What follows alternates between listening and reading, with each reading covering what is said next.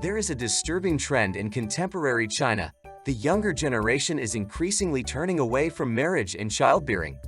This phenomenon is of great concern to the ruling Communist Party of China, CPC, because it threatens the country's demographic advantage, one of the main sources of its economic and political power. Young Chinese, especially in major cities, are increasingly choosing a life without family and children. In Shenzhen, for example, among young people born after 1990, almost no one seeks marriage or children. They are focused on careers and making money. Statistics show a dramatic decline in China's birth rate. In Shanghai, the total fertility rate has fallen to 0.6, meaning that, on average, there are only 0.6 children per woman. By comparison, South Korea, known for its low birth rate, has a rate of 0.72. At the same time, a ratio of 2.1 is needed to maintain a stable population. The situation is exacerbated by the rising divorce rate.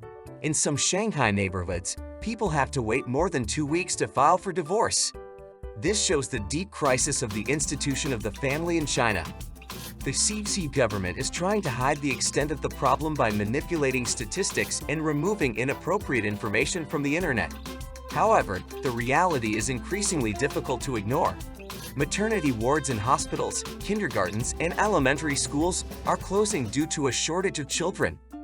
Young Chinese explain their choice by economic hardship and a desire to focus on their own development. Many say that without a family and children, it is easier for them to survive in modern Chinese society.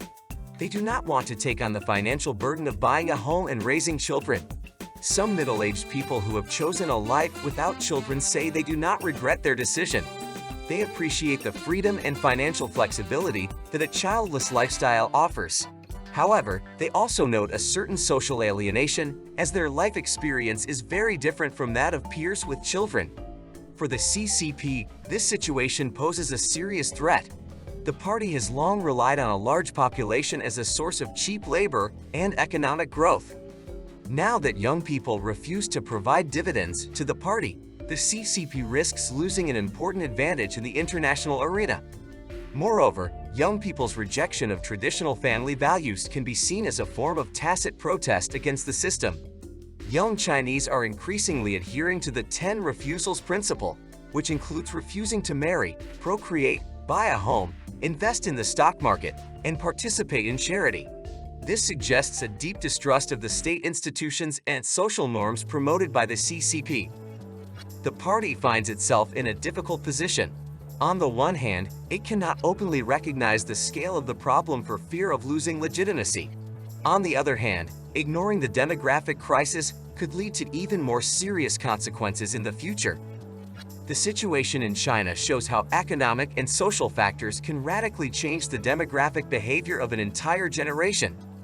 This raises difficult questions for society and the state about the future of the economy, the social security system, and the very structure of society. Thank you for watching this video. If you enjoyed the content, please give it a like and subscribe to our channel. We strive to provide up-to-date and unbiased information about important world events.